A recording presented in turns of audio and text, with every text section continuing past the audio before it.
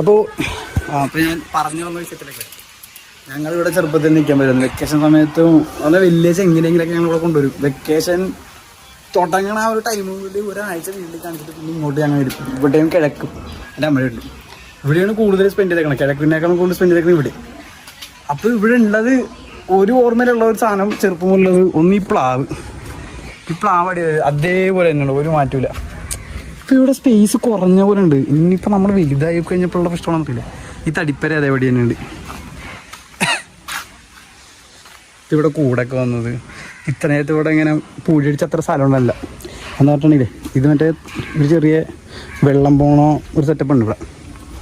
അങ്ങനെ കിടന്നത് ഇപ്പോൾ പൂഴി ഇത് പഠിപ്പിച്ച ഇവിടെ രണ്ട് പട്ടികളുണ്ടായിരുന്നു.